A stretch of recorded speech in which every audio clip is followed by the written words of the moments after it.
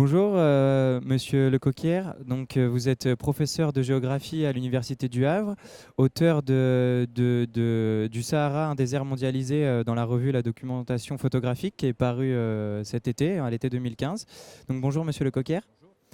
Première question, votre conférence s'intitule Le Sahara dans la mondialisation, un désert en crise. Et je voulais vous demander quels sont les éléments qui caractérisent cette crise dans le désert du Sahara. Le Sahara a gardé souvent l'image, pour beaucoup de monde, en France en particulier, d'un espace à part, d'un désert un peu en dehors du monde. Or, depuis un demi-siècle à peu près, il s'est passé beaucoup de choses au Sahara. La découverte des hydrocarbures, les indépendances, des mouvements de population très nombreux. Et puis surtout, à la fin du XXe siècle et au début de ce siècle, des mouvements djihadistes qui se sont peu à peu incrustés, enquistés au Sahara. Et ces mouvements sont la conséquence directe de la guerre civile en Algérie, la décennie noire, qui a duré de 1992 à 2002 à peu près. Et les mouvements terroristes qui semaient la désolation en Algérie ont été repoussés peu à peu vers le sud par l'armée algérienne. Ils se sont repliés au Sahara et ces mouvements ont donné naissance à AQMI, Al-Qaïda au Maghreb islamique, qui a été à l'origine de nombreux enlèvements de voyageurs occidentaux et puis d'attentats divers, dont le tout dernier d'ailleurs a eu lieu il y a quelques jours, alors non pas au Sahara, mais en Côte d'Ivoire, à Grand Bassam. Donc le djihadisme saharien est une conséquence directe de la décennie noire, de la guerre civile en Algérie.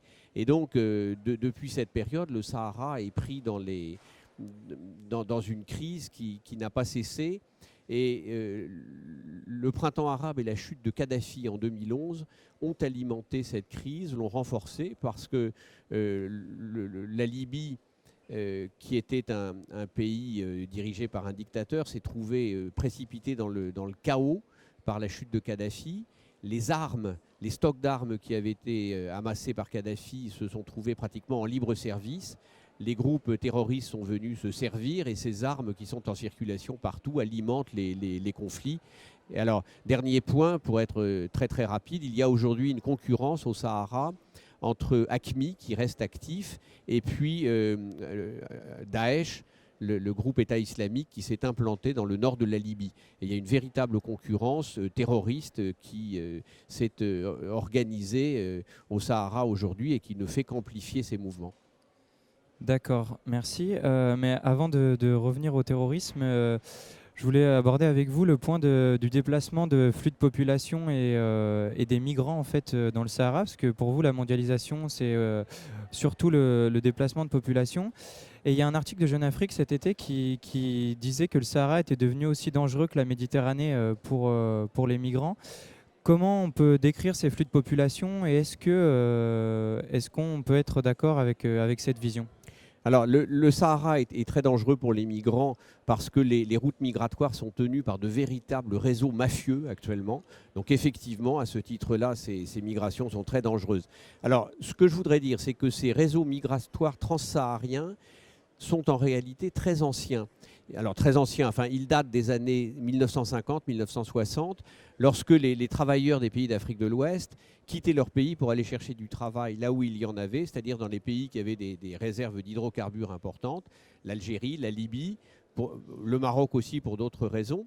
Et ces migrants avaient donc pour objectif premier d'aller trouver du travail, d'envoyer de l'argent chez eux, parfois de revenir ensuite. Et un petit nombre seulement avait le projet de passer en Europe. J'ai un confrère qui a travaillé sur ces questions, qui a établi qu'il y avait à peu près un cinquième seulement de ces migrants qui avaient le projet d'essayer de passer en Europe. Alors la Libye a joué un rôle particulier jusqu'à 2011 parce que c'était un pays qui avait besoin de main-d'œuvre. La population libyenne n'était pas très importante, il y avait des gros besoins de main-d'œuvre et Kadhafi a attiré chez lui des travailleurs pour les faire travailler dans des conditions souvent d'ailleurs qui étaient très discutables. Et puis, à partir de la Libye, il était possible pour un petit nombre d'entre eux d'essayer de gagner l'île de Lampedusa, qui appartient à l'Italie. Ces réseaux se sont arrêtés après la chute de Kadhafi. ils se sont déplacés vers l'est de la Méditerranée, puis ils se sont reconstitués en 2013.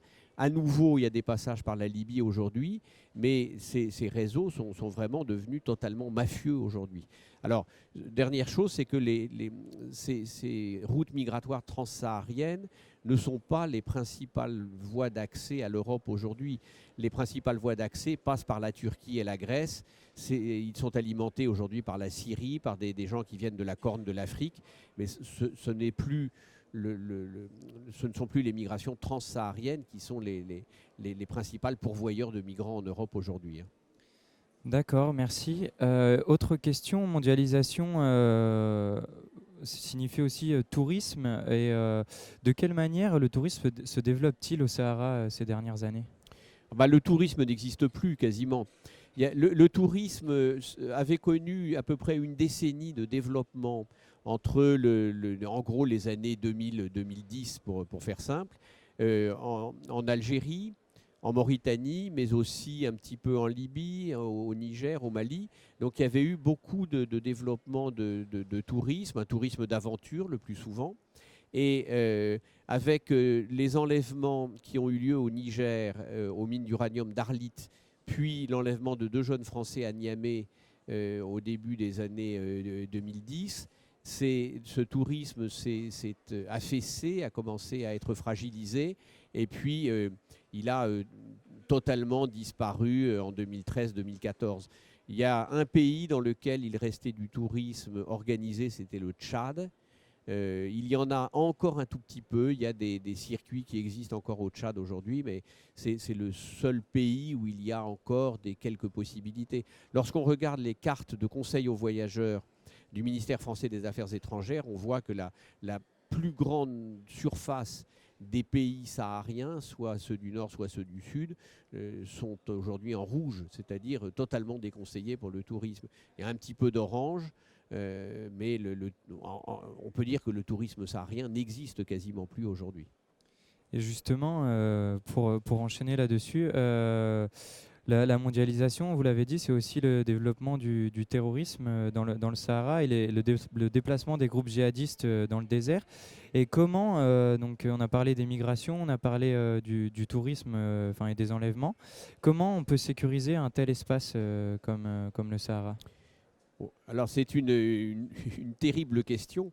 On voit bien que dans le sud du Sahara et au Sahel, il y a eu, il y a 3 ans exactement, l'intervention de l'armée française avec l'opération Serval en janvier 2013, parce que les groupes terroristes qui étaient implantés au Mali à la suite de la déclaration d'indépendance du Nord Mali, ces groupes terroristes marchaient sur Bamako, ils étaient plus très loin de Bamako, et sous couvert d'une résolution de l'ONU et à la demande du président malien, l'armée française est intervenue en janvier 2013 pour repousser ces groupes djihadistes. C'était l'opération Serval.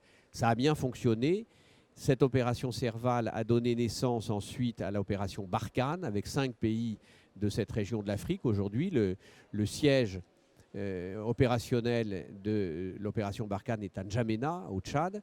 Mais on voit bien que cette opération militaire n'a pas permis de résoudre tous les problèmes, puisque les attentats continuent et les groupes liés à AQMI aujourd'hui contournent en fait cette force par le sud. Il y a eu des attentats récemment à Bamako, il y en a eu à Ouagadougou, et puis il y en a eu un il y a quelques jours en Côte d'Ivoire. Et on voit bien que la présence militaire française, qui était nécessaire, qui a été véritablement une réussite, au moins dans les premiers temps, eh bien, cette présence militaire n'a pas permis de réduire les problèmes complètement, n'a pas permis d'évacuer ces problèmes. Alors, l'avenir passe évidemment par le développement des armées africaines de ces pays. La France ne peut pas rester éternellement. L'armée malienne, par exemple, est en cours de formation en ce moment, en cours d'armement. L'armée tchadienne est une armée de très bonne qualité, mais bien entendu, il faudra que ces armées nationales prennent le relais. Et puis derrière, il y a bien entendu des questions de développement qui sont tout à fait importantes. Au Tchad, par exemple, il y a la moitié de la population qui a moins de 15 ans. hein. Et pour tous les pays de la région, la proportion de jeunes est très importante, avec des problèmes sociaux, des problèmes de chômage qui sont absolument terribles. Donc au-delà des questions purement militaires, il y a bien entendu des questions de développement qui sont tout à fait importantes pour l'avenir de ces pays. D'accord, très bien. Ben, écoutez, Monsieur Bruno Lecoquer, merci pour votre temps et pour cet éclairage sur le désert du Sahara. Donc, auteur du Sahara, un désert mondialisé, on le rappelle, dans la revue La Documentation Photographie. Merci beaucoup pour cette interview et ces réponses. Eh ben, merci beaucoup de m'avoir interrogé.